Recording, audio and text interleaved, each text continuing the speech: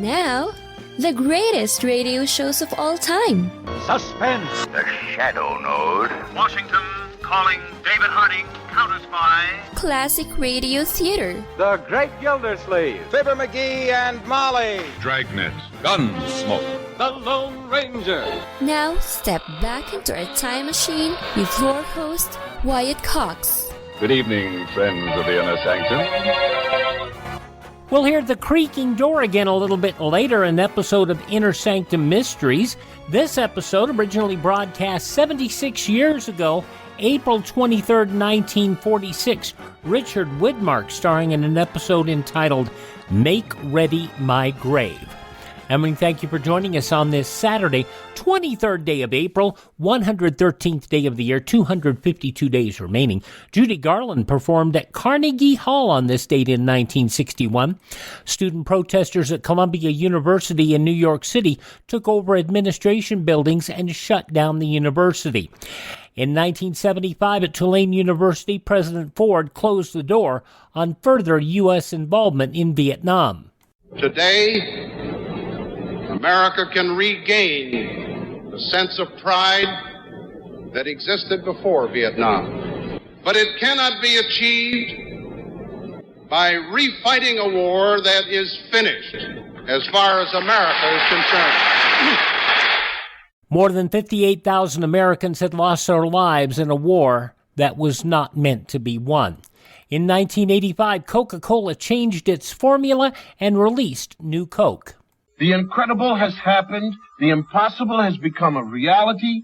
Coke actually tastes better than ever before. Yes, Coke has a new taste. And I'm standing here with this ice-cold, thirst-quenching, deliciously satisfying Coca-Cola, and it actually tastes better. Now, you know me, I always loved Coke for years and years. I like this Coke better.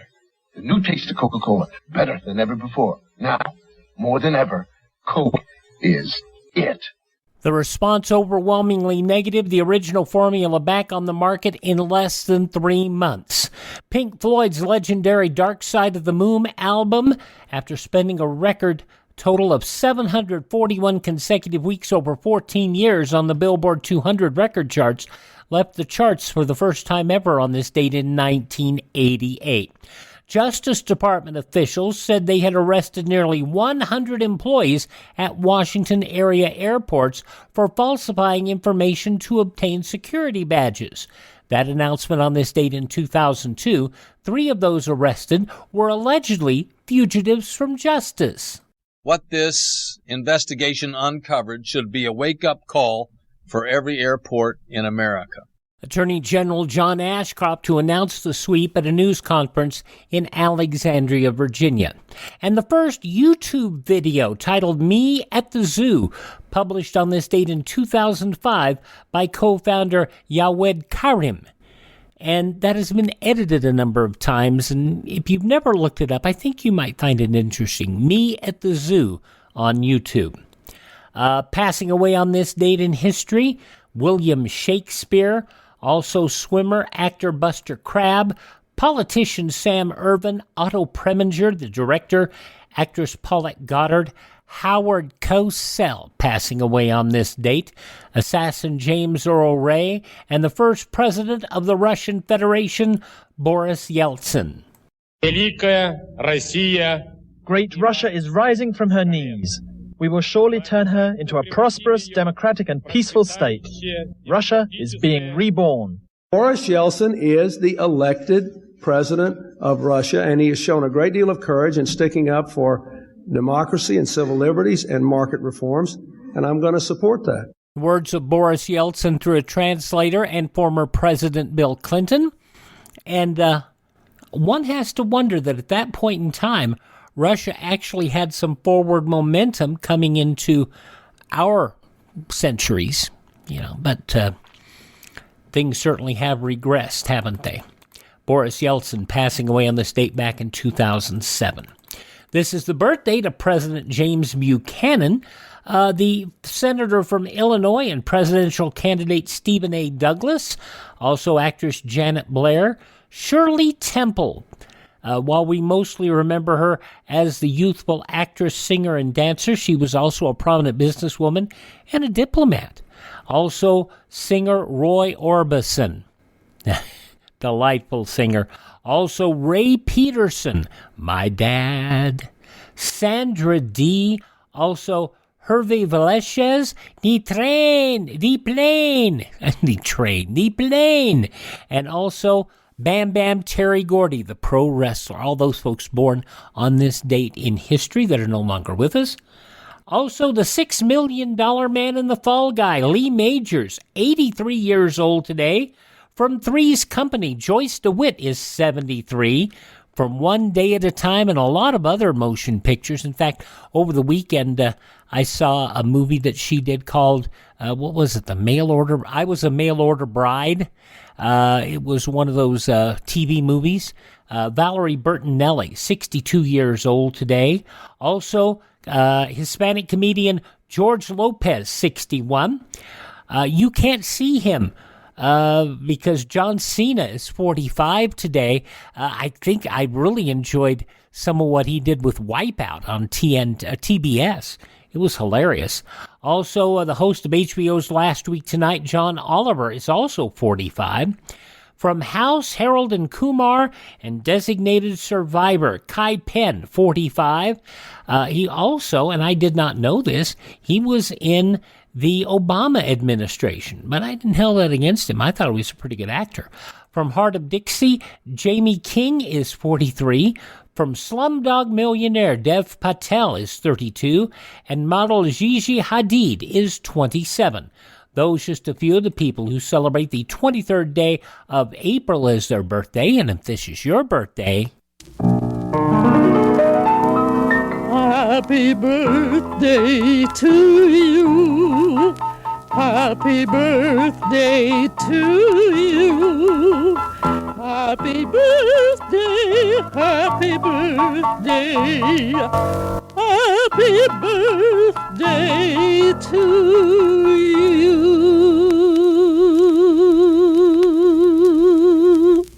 From 76 years ago, April 23rd, 1946, Inner Sanctum Mysteries, Make Ready My Grave, starring Richard Widmark. That's coming up next on this Saturday edition of Classic Radio Theater with Wyatt Cox here on your favorite radio station. Hi, this is Kyle Horvath with the White Pine County Tourism and Recreation Board. If you want to get away from the big cities and get back to nature this summer, give us a call at 775-289-3720 or visit us online at elinevada.net. There's so much to do and see I can't mention it in 30 seconds, but check out our website and you'll see what Nevada is really all about. elinevada.net or follow us on Facebook or Instagram. Give us a call at 775-289-3720 or visit us online at elinevada.net. Let's see, if something costs less, but people are happier with it, that sounds like something to look into, and that's MediShare. Maybe you've heard switching to MediShare to pay for healthcare can save the typical family $500 a month, and that's huge, but it's also true that people are way more satisfied after making the switch, too. The customer satisfaction rate for MediShare is double that of the typical health insurance plan. Double. MediShare works. It's been around for more than a quarter century, and members have shared more than $3 billion of each other's bills. People love having telehealth and a huge nationwide PPO network. So, yeah, you can save a ton and like it better. Imagine being happy with how you're taking care of your health care. So if you're self-employed or part of the gig economy, or you just want a plan you're happy with, you can call right now and get a price within 2 minutes. A very, very smart use of 2 minutes. Here's the number you need. 833-34-BIBLE. That's 833-34-BIBLE. 833-34-BIBLE. We've chatted about Inner Sanctum Mysteries previously here on Classic Radio Theater with Wyatt Cox. We've talked about how the show was very much a weird show. It really was. Even for the time, it was a very weird show. It was based on Simon & Schuster's mystery series imprint, Inner Sanctum Mysteries. It really was. So in 1941, the Inner Sanctum radio program premiered. The show was licensed by Simon & Schuster on condition that they would mention the latest book titles published in the series at the end of each show. That's why you hear the references to it. And you heard all sorts of very strange things, including the tongue-in-cheek introductions by the host, whom a period of time was Raymond Edward Johnson. So when you hear shows where they talk about your host, Raymond, that was Raymond Edward Johnson. And other shows where you just hear them talking about your host, that was Paul McGrath. And it was a interesting compilation of various and assorted styles. Let's dig into this episode of Inner Sanctum Mysteries. This episode was originally broadcast on April 23rd, 1946. This episode entitled Make Ready My Grave.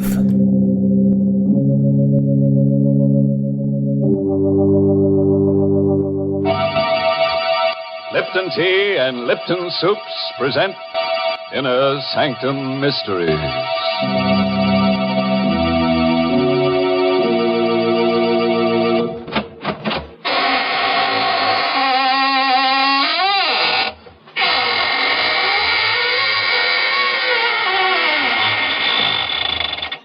Good evening, friends of the Inner Sanctum. This is your host, opening the squeaking door for another session of the AGGMS, the Association of Ghouls, Ghosts, and Midnight Spirits. Oh, may I see your membership card as you enter, please? What's that? Oh, no, it's not a printed card. All you have to do is show me your wrist. If there's any blood pulsing in your arteries, then you don't belong here tonight. Better come back and try some other time. After you've passed your mortuary tests.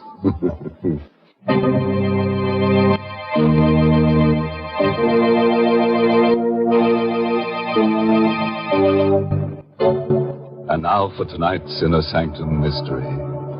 It's an original radio play by Emil Tepperman called Make Ready My Grave, and stars two radio favorites, John Banks and Richard Widmark. It's about a boy and a girl who've just been married.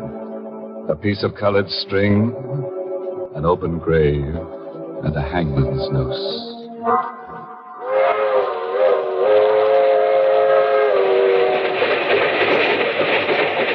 That train is the Southeast Limited.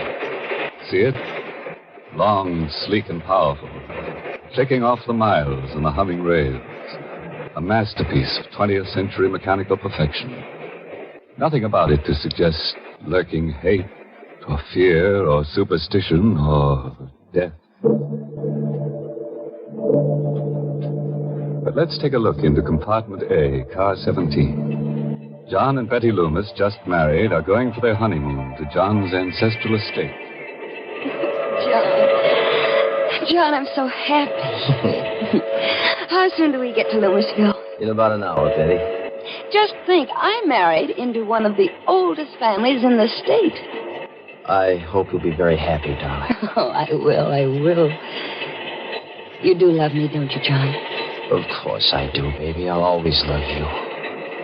Always. No matter what happens. What do you mean, no matter what happens? What could happen? John, something's bothering you. No, it's nothing at all. You're hiding something. There's something you haven't told me. It's nothing, Betty. It's nothing to worry about. You don't want to tell me? No, not now. Maybe later.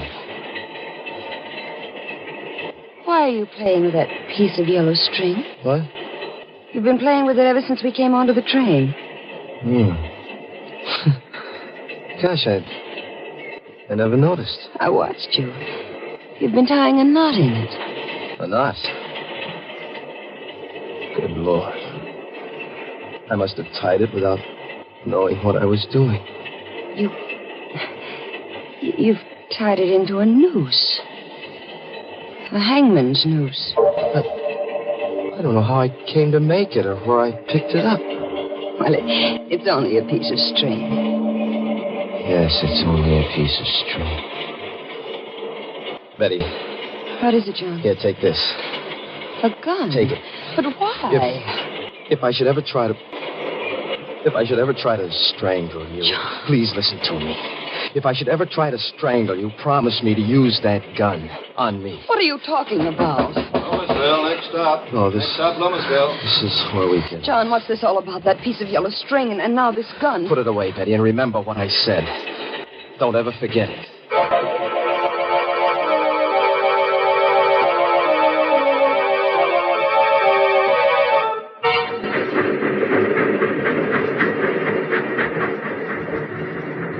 Why is it so dark here? This is just a way station. The train only stopped here to let us off. Otherwise, it goes right through. Oh? I thought Loomisville was a big town. Well, it used to be 100 years ago, but now there's only the Loomis estate. Are we far from the estate? About 2 miles. Old Herman Galt should be here to pick us up in the station wagon. Herman Galt? Mm-hmm. He's the handyman. There's been a Galt working for the Loomis family for the last 150 years. John, I don't like it here. Dark, and that wind. The devil can Galt be? I wrote them what train we were taking. I'm right, What? Mr. John. Oh, Galt, you frightened my wife. I'm sorry, ma'am, if I scared you. Oh, that's all right. It was just the way you spoke so suddenly out of the darkness. If you'll follow me, I've got the station wagon back here.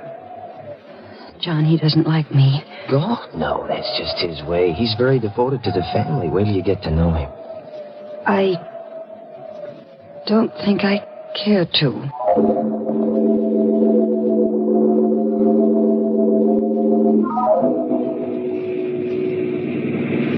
Johnny, he's driving too fast. It's so dark. Don't worry, Betty.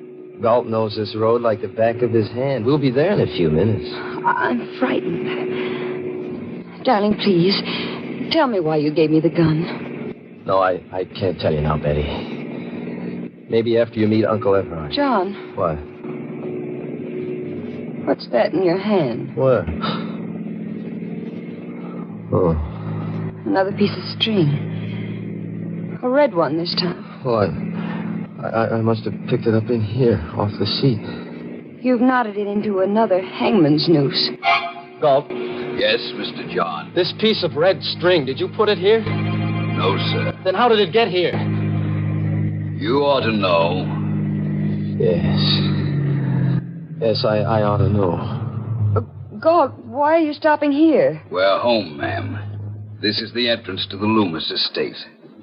I've got to get out and open the gate. I'll be right back. Betty, I've got to get out, too. I've got to see for myself. See what, John? You stay here, Betty. But, stay right where you are. Wait a minute, I'm coming, Go back, too. Betty, get back in the car. Mr. John is right, ma'am. You shouldn't go with him. Take care of her, Galt. I won't be long. Galt, where's he going? That is the Loomis family cemetery. Cemetery?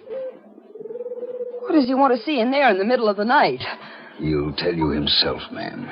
In due time. No, I'm going to find out right now. Better not, ma'am. Better come John! back. John, wait for me. Betty, I told you to stay I'm in the going car. with you. I want to know what there is in that cemetery. Get back in that car. I'm your wife now. I have a right to know what this is all about. I'm going with you. All right, if that's the way you feel about it. But hold on to that gun I gave you. Keep it in your hand all the time. John, why? You'll find out soon enough. This is the gate of the family cemetery. All the Loomises and their wives are buried here.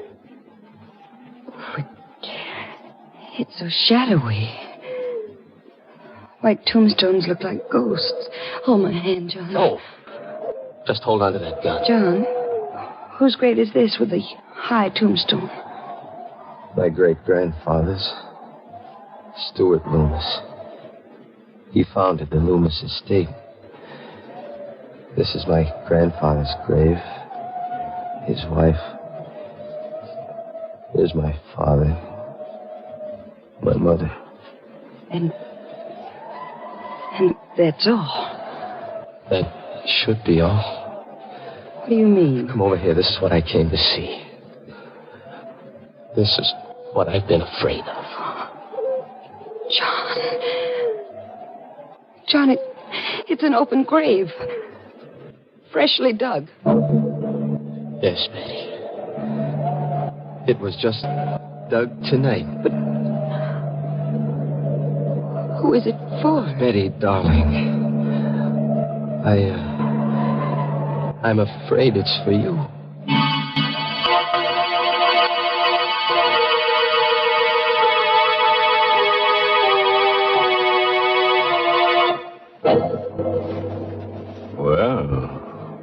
What's poor Betty letting herself in for?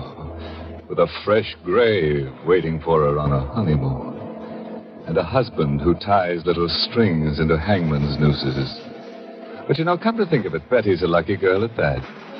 How many girls who get married nowadays can count on finding a nice, snug place all ready for them to lie down in and rest in peace? Richard Widmark did a lot of radio acting in the 30s and 40s. Of course, you heard him as part of Front Page Feral many years ago, Suspense, Ethel and Albert, Mole Mystery Theater, these roles on Inner Sanctum, The Shadow, Gangbusters, and in fact, into the 70s and 80s, he was a part of the CBS Radio Mystery Theater, which, by the way, was also produced by Hyman Brown, the producer of Inner Sanctum Mysteries. And he was also one of the hosts on the Sears Radio Theater, the Friday night adventure host, which would also become the Mutual Radio Theater at one point in time. He was on Broadway, he did lots of films, and in fact, he even did television supporting roles into the 70s and 80s.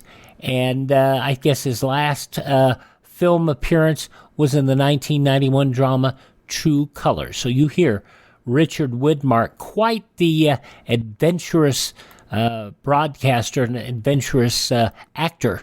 He passed away in 2008 at the age of 93. Inner Sanctum Mysteries, Make Ready My Grave.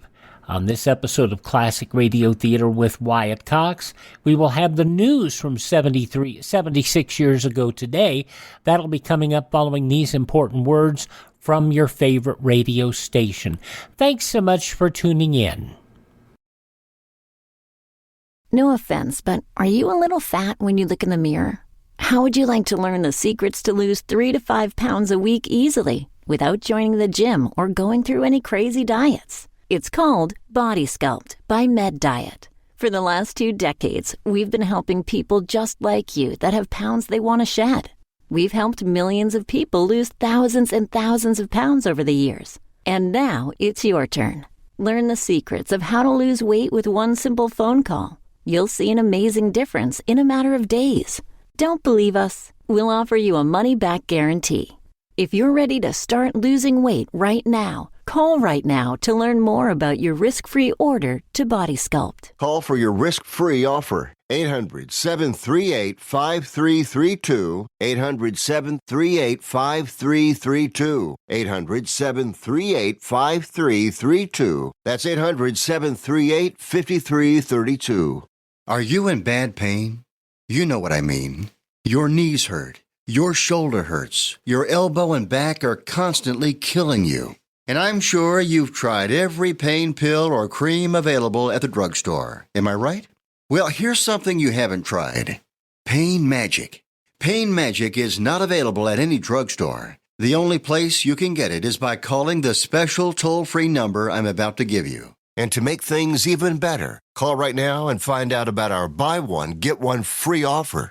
We're so confident it'll work for you that we offer a free bottle with your purchase. No prescription required. Call now to learn how you can get Pain Magic and get rid of your pain. Remember, your results may vary. 800-492-8164.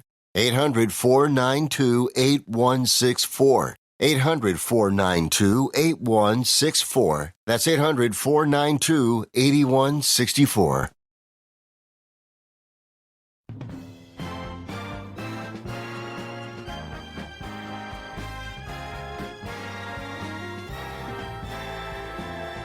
Thank you for tuning in to Classic Radio Theater here on your favorite station, an episode of Inner Sanctum Mysteries, as it was originally broadcast Tuesday, April 23rd, 1946, in the newspapers of that Tuesday, 76 years ago. These were some of the headlines. Chief Justice Harlan F. Stone, last of the 9 old men of the Supreme Court's pre-Roosevelt era, died of a cerebral hemorrhage at his Washington home last night, a few hours after he was stricken in the court chambers. Death came unexpectedly at 6:45 p.m. Eastern Time to the 73-year-old jurist who had served continuously on the nation's highest court since he was appointed an associate justice by the late Calvin Coolidge more than 21 years ago. It appeared last night that the Big Three may be in general agreement on the next steps to be taken in the controversial Spanish question before the United Nations. The U.S. and Great Britain have expressed interest in the Australian compromise on the question, and there would be indications that Russia would give at least limited support to the Australian proposal for a 4-week investigation of the Franco regime in Spain. The council goes back into session at 3 o'clock Eastern Time after the Easter recess. In full view of a large crowd of American correspondents and American personnel at Tulen Airport just outside Vienna, 4 Russian fighter planes fired shots yesterday off the wing of a U.S. Army C-47 transport train as it came in for a landing. Firing off the wing the same as firing a shot over the bow of a ship and is considered a warning to land or turn around. The incident occurred just a half hour before another plane, bearing a party of 14 touring American publishers and editors, landed at the field, which is in the Russian occupation zone.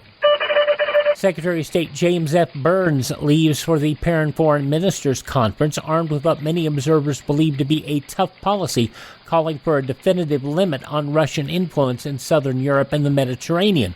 State Department sources would not concede that Burns would be loaded for Russian bear, but there is persistent speculation that he might join with Britain in a firm stand against further Soviet expansion.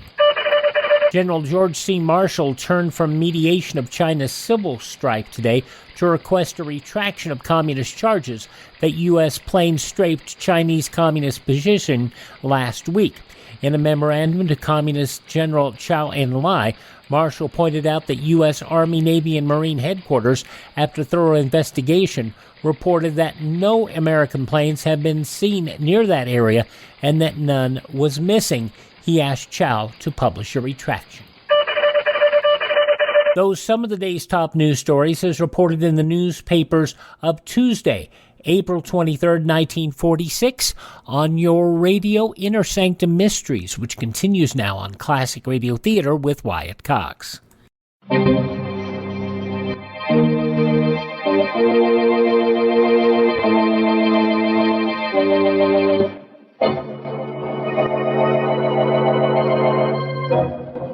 Now, let's hurry back to our date in a graveyard. Remember? With poor Betty, whose husband has just told her he's afraid the freshly dug grave is for her. John, what do you mean? Who dug this grave for me? Who? If I told you, you'd think I was crazy. No, you've got to tell me. If I'm in danger, I have a right to know.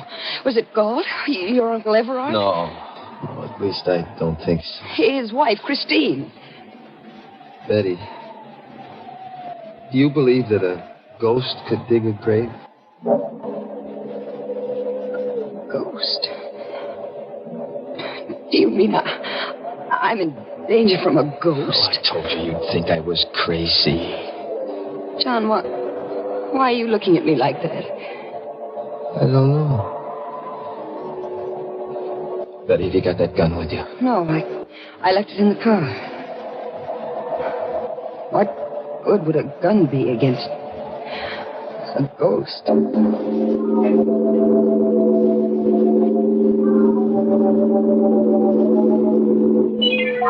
There's the station wagon still waiting at the gate, but I don't see Galt. Maybe he went up to the house. Galt, where are you? Hello there, John.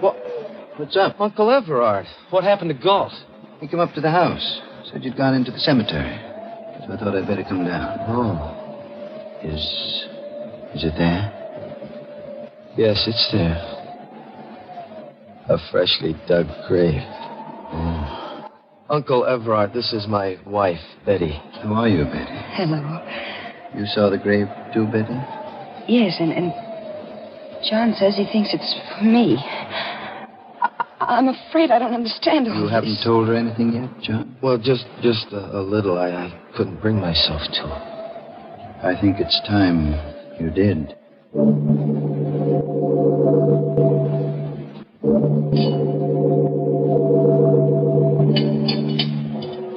More tea, Betty?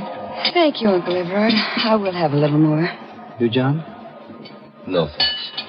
Too bad Christina's ill. She's upstairs in our room. But I hope she'll be better by tomorrow. You can see her then. Baby? What do you mean? That grave out there.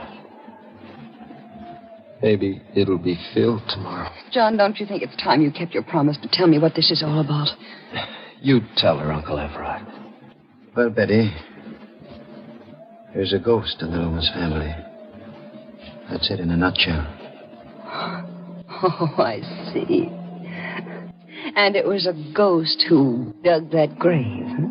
I know it sounds mad, but after 150 years, we Loomises have come to the conviction that it can't be anything but a ghost. 150 years? You mean... John's great-grandfather, Stuart Loomis, settled this strip of seacoast under a patent from the colonial governor. Here's his picture over the fireplace. He doesn't look much like you, John. Stuart Loomis was a hard man.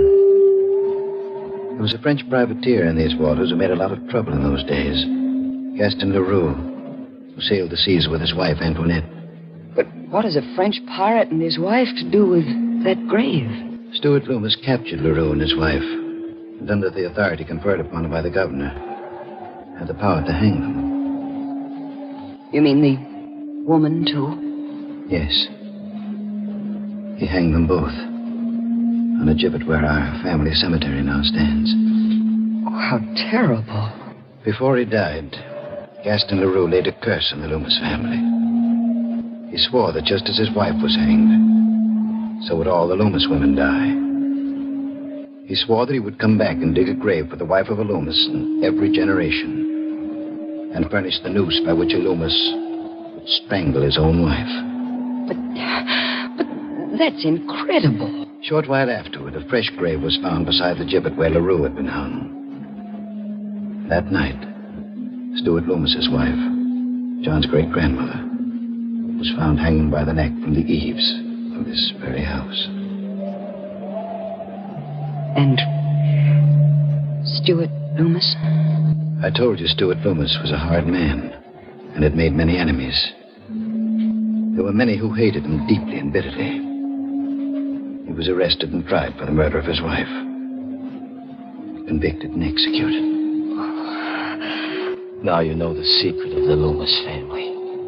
But, John, that still doesn't prove there's a ghost. No, that one incident doesn't prove it. But it happened again when the next Loomis married, John's grandfather. And to the next Loomis, John's father. Sometimes a year after he married, sometimes 5 years. But the curse never fails. It's happened in every generation? Yes. And now, John Loomis has brought a new wife home. There's a freshly dug grave waiting in the family cemetery. Then I'm next. I don't know, Betty. Maybe that grave isn't for you. What? Maybe it's for Christine. For my wife. This is all ridiculous. A ghost couldn't dig a grave, make John strangle me to death. Uncle Everard, you can't believe such a legend. It can't be true. Maybe not, my dear. But the graves of the strangled Loomis women are out there to prove it. And the conclusion of Inner Sanctum Mysteries, April 23rd, 1946, is next on Classic Radio Theater with Wyatt Cox. Are you suffering with arthritis or osteoporosis? Do you have diabetes? Did you know that these are just 2 of the hundreds of diseases that have seen improvement with Dr. Wallach's incredible longevity products? You can't get them at a health food store. The only way to get them is to call us at 800-214-0065. That's 800-214-0065. Do you have heart disease, fibromyalgia, or high blood pressure? Do you have a terrible time losing weight? Dr. Wallach can help. He was a veterinarian and cured diseases in animals. He felt that he could do the same for humans, so he became a physician. Over 50 years of research and helping people like you goes into every bottle of Dr. Wallach's amazing discoveries. Do you want to feel better? Learn how to treat the cause of your problem rather than covering up the symptoms with drugs. Call 800-214-0065. That's 800-214-0065. On Sunday's Classic Radio Theater with Wyatt Cox, an episode of Mutual's Crime Club program. This was from 75 years ago, April 24th, 1947, The Topaz Flower. A murdered man's topaz jewelry missing, but turns up the next day in a pawn shop. That'll be on Sunday's Classic Radio Theater. But now the conclusion of of Inner-Sanctum-Mysteries, Make Ready My Grave, starring Richard Widmark, 76 years ago today, April 23rd, 1946.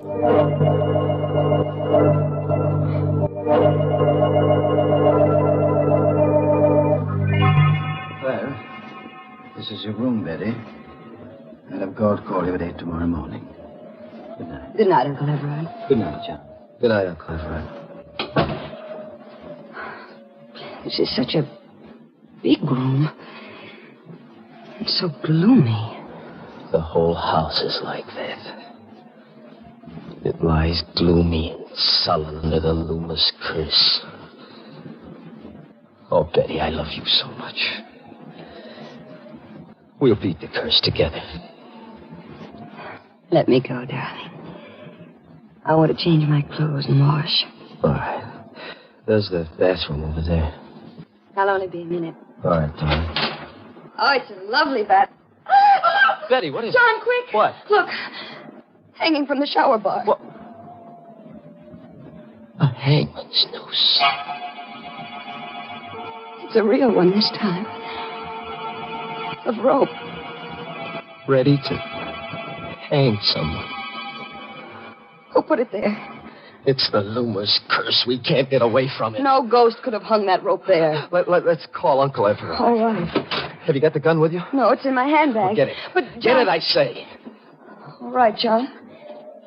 Here, I've got it. All right, now keep it with you all the time. And don't be afraid to use it. On me, if necessary. All right, let's get your uncle. This is his room. I wonder if I ought to wake him. It might upset Aunt Christine. She's sick. We've got to wake him. Better knock harder. Well, it wasn't locked. Call him. Uncle Everard. Uncle Everard? He doesn't answer. But there's a light in the room.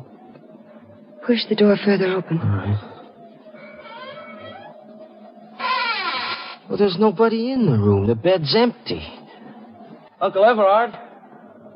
Aunt Christine? Maybe in the bathroom. The door is open. Betty! John, What? Aunt Christine. She's hanging by the neck. She's dead. It's the same kind of a noose as in our bathroom. Uncle Everard hanged her. It's the Loomis curse catching up with us.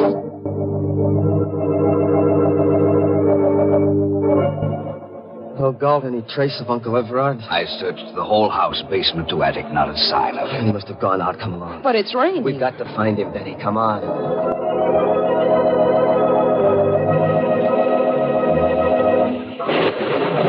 So dark out here, how will we ever find him? I have a flashlight, ma'am. You look. What? Fresh footprints in the slush. Oh, they must be Uncle Everard's. They lead down toward the cemetery. Come along, Galt. Here, Mr. John, you can see for yourself. The footprints lead right to this new grave. But why did he come here? There's the answer, Betty. A cross at the head of your empty grave. Throw your flashlight on it, Galt. There's something written on it. It says, Christine Loomis. Betty, what is it? Look. Over there. Another grave. He's dug another one. There's a cross on this one, too. Does it say anything? Yes. Yes, it does. It says, Betty Loomis.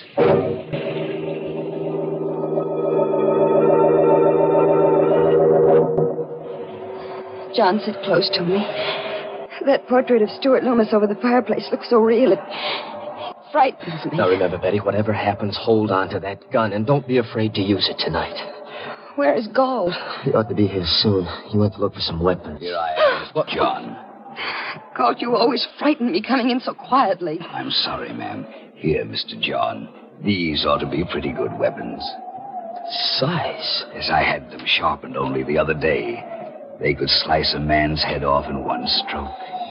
Take one, Mr. John. Thanks.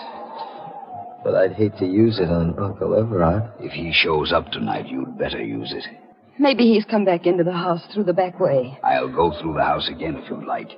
This time I'll start with the attic. Be careful, Galt. I will, Mr. John. John, I don't like him. Galt? And I don't think he likes me either. Is that true? Darling, what's that? Must be Galt in the attic. He must have met Uncle Everard hiding up there. Stay right here, Betty, and hold on to that gun. John, be careful. Don't worry, just take care of John, yourself. come back. I'm frightened. I'm afraid to be alone. There's nothing to be afraid of. I have this gun. And if anybody comes... The lights.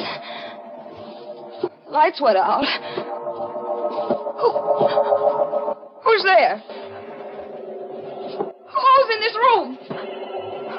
Don't come any closer. I have a gun and I'll shoot. I can't see you, but I'll shoot at the sound. John!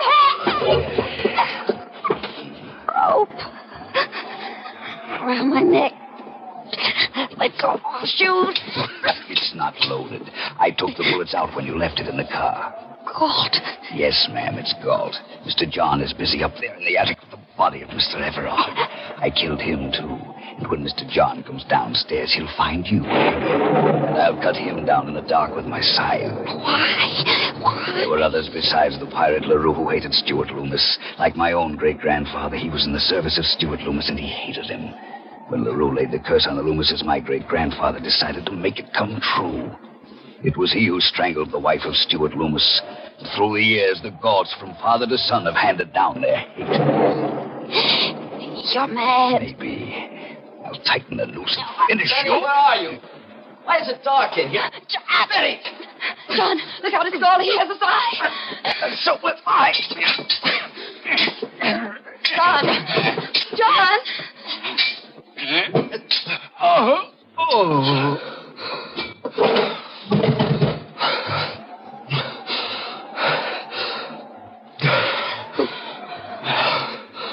Who is it?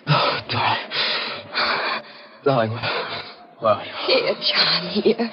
Oh, darling. Betty, we finished forever with the Loomis curse.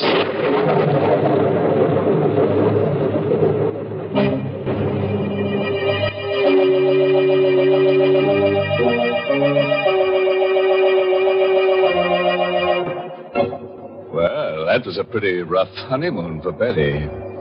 But you know, there's a lesson in her story for forgetful wives. Yes, if you keep tying little colored strings to your fingers to remind you of things and you still can't remember them, why not try a rope neatly tied around your neck?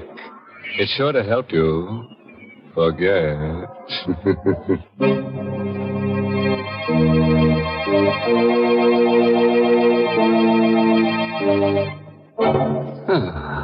And so our evening's over, with the usual quota of corpses to qualify for the ghoul school. We're working on a special matriculation for bachelor ghouls. In case you didn't know, a bachelor ghoul is one who believes that two can die as cheaply as one. Oh, by the way, this month's Inner Sanctum mystery novel is I Hate Blondes by Wolf Kaufman. And next week, the makers of Lipton Tea and Lipton Soups will bring you another Inner Sanctum story directed by Hyman Brown and called Dead Man's Turn. It's a little night course in murder, that's all. As you have your choice of majoring in choking, shooting, drowning. But why don't you just listen in to Inner Sanctum next week and you'll get all the inside told. Oh, yes, next week part of the country goes on daylight saving time. If your area remains on standard time, tune in to Inner Sanctum 1 hour earlier. Until then, good night. Pleasant dreams.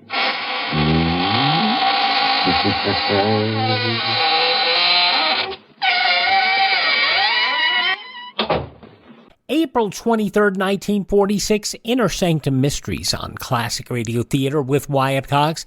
Have a great Saturday. If you miss a day on this station, you don't have to miss a show. You can find them through iHeartRadio, Spotify, Spreaker, TuneIn, Apple Podcasts, Google Podcast, Amazon, or Facebook by searching Classic Radio Theater with Wyatt Cox. Thank this station, support their advertisers, tell your friends the great radio shows are right here at this spot on the dial. Classic Radio Theater with Wyatt Cox on your favorite station.